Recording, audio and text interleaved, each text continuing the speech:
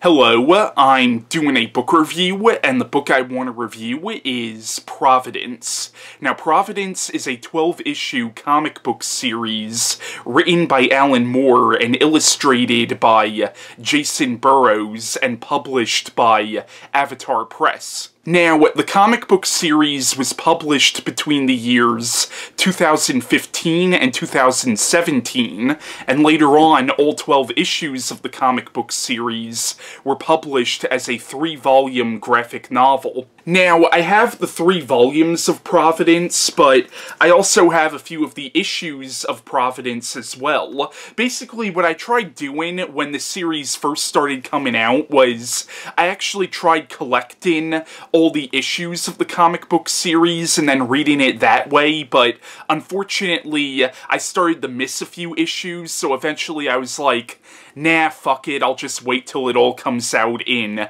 graphic novel form. Now, Providence is Alan Moore's tribute to the works of H.P. Lovecraft, and this book acts as both a sequel and a prequel to Alan Moore and Jacen Burrows' 2011 graphic novel, Neonomicon. Now, Neonomicon actually started out as a Lovecraft-inspired short story that Alan Moore wrote in the 90s titled The Courtyard, and later on in the early 2000s there was a comic book adaptation of this story. Later on, Alan Moore and Jacen Burrows did a 4-part comic book series titled Neonomicon, which acted as a sequel to the comic book adaptation of The Courtyard, and later on both The Courtyard story and Neonomicon were all put together in the form of one graphic novel. And once again, Providence acts as both a prequel and a sequel to Neonomicon, but I would say it's mostly a prequel. Like 90% of this story takes place in the year 1919. It's not till the last 2 chapters of this book where it actually starts to tie in with Neonomicon. Now, the entire premise of Providence is based around this idea that what if H.P. Lovecraft's stories were essentially non-fiction, however Lovecraft himself was unaware of this. Like, essentially it's a what-if story where what if H.P. Lovecraft actually based his Cthulhu mythos off of something that was going on around him, yet he himself was not 100% aware of all this.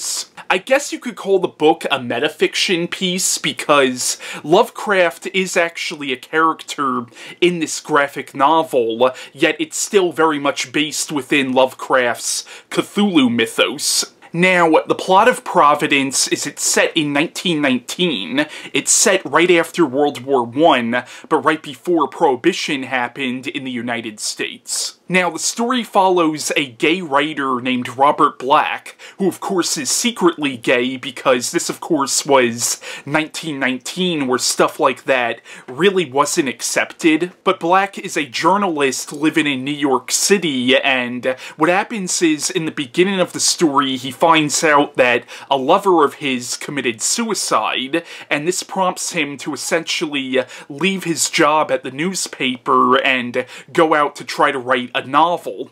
Essentially, Black wants to write a novel about the American underground, about a certain subculture that is either not accepted by the mainstream or maybe the mainstream doesn't know about it yet. At first, he sorta gets the idea to write a novel about his homosexuality, but he feels like people aren't necessarily ready for that yet, and also, he doesn't really want to out himself as a homosexual. You gotta keep in mind the time period when this story is taking place, so instead he decides to write this novel about another subculture. And eventually in the story, Black hears about this obscure religion and a cult that is based in New England that follows this religion. And as Black investigates into this cult, he starts having these strange supernatural experiences, and eventually he finds out that there is an entire world of the supernatural filled with beings that we as humans can only just begin to comprehend. end. And eventually he finds out that there is a conspiracy against the human race, and basically this supernatural world will one day rise up and consume our world, and there's really nothing we can do about it. And in the story, he eventually meets a fellow writer who knows about the supernatural, and this writer starts to help him understand the supernatural a little bit, but eventually in the story, Black meets H.P. Lovecraft, and the whole idea of this story is that Lovecraft actually got a lot of his ideas from this guy. Now, I thought Providence was a very good comic book series. However, I will say that if you're not a fan of H.P. Lovecraft, then this book is definitely not going to appeal to you. And also, if you're not too familiar with H.P. Lovecraft's stories, there's a lot of stuff in this book that, unless you've read Lovecraft, you're gonna be completely lost reading this. Like, some of the supernatural experiences that the character of Robert Black has, and also some of the characters that he meets, it almost seems like there are certain plot points that are being set up in this book that go nowhere. However, a lot of those are direct references to a lot of H.P. Lovecraft's stories, so if you've read those particular stories by Lovecraft, you'll know where some of those plot points go. However, if you're not familiar with those stories,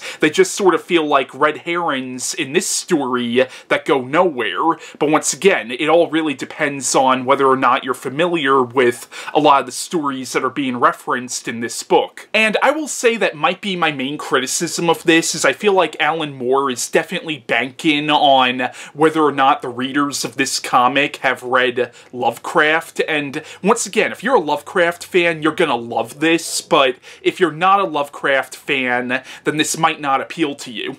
Now, I'll admit, I have not read everything from H.P. Lovecraft, but I've read enough of Lovecraft's work to know what most of the references in this comic book were. And I was actually really impressed with some of the more obscure Lovecraft references that Alan Moore makes in this book. Like, in this book, there's a reference to the Terrible Old Man, and that character actually shows up in this comic book, which I thought was really cool. There's also a reference to H.P. Lovecraft's novella, The Shadow Out of Time, and the main character from The Shadow Out of Time actually sort of shows up in this book. However, it's more so supposed to be the character that inspired the main character from The Shadow Out of Time, because once again, the whole idea of this comic book series is, what if H.P. Lovecraft actually based his Cthulhu mythos off of something that was actually going on around him? But I loved the Shadow Out of Time reference in this story. There's also a really cool reference to one of my favorite Lovecraft stories, From Beyond. There are also references in this comic book series to stories like The Case of Charles Dexter Ward, The Shadow over Innsmouth, The Color Out of Space. But once again, unless you've actually read those stories by Lovecraft, or at the very least are familiar with them, a lot of the references to events from Lovecraft's stories might seem really random in this comic book series. But if you've read those stories, they'll make perfect sense. Now, one little reference that I really liked is there's a chapter in this book that's actually titled The Haunted Palace. Now, The Haunted Palace was actually the name of a movie that was made based on H.P. Lovecraft's story, The Case of Charles Dexter Ward, and that movie was Roger Corman's The Haunted Palace, which was actually taking its title from an Edgar Allan Poe poem, which was in Edgar Allan Poe's story, The Fall of the House of Usher. And this chapter, called The Haunted Palace, actually opened up where the main character and H.P. Lovecraft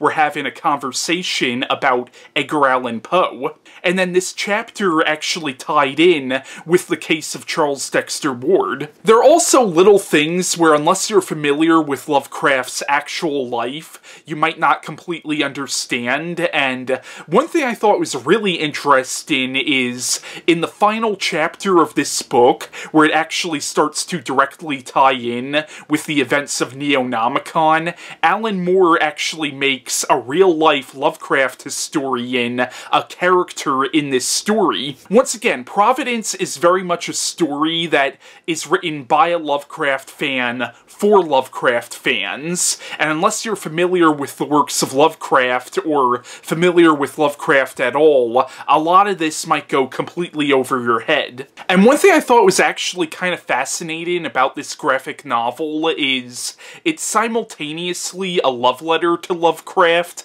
but also sort of a criticism of Lovecraft as well. Like, when Alan Moore makes H.P. Lovecraft a character in this story, he does not shy away from Lovecraft's racism and his bigotry, because in real life, H.P. Lovecraft was a racist and he was an anti-Semitic, and the book does not shy away from that. And there's also an interesting moment in this book when H.P. Lovecraft is talking with Robert Black, the main character of this book, and he makes a reference to homosexuality being stomach-churning, and of course the main character is gay, but he doesn't want Lovecraft to realize that he's gay, so he sort of agrees with Lovecraft. I mean, not really, but he goes like, yeah, disgusting. Like, you could tell that he's offended by what Lovecraft said, but he's still trying to hide the fact that he is homosexual. And once again, I thought that was fascinating that the book is a love letter to the works of H.P. Lovecraft, but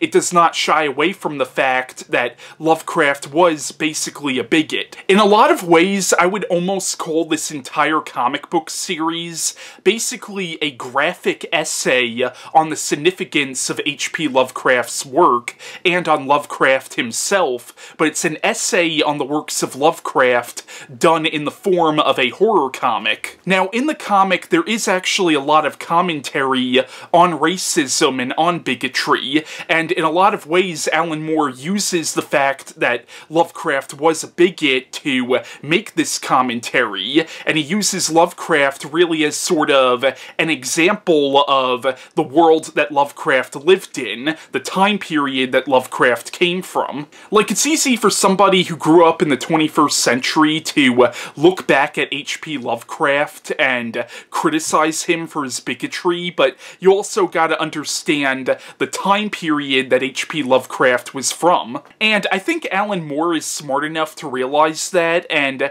Alan Moore, he uses Lovecraft as a way to sort of exemplify the period that this story takes place in.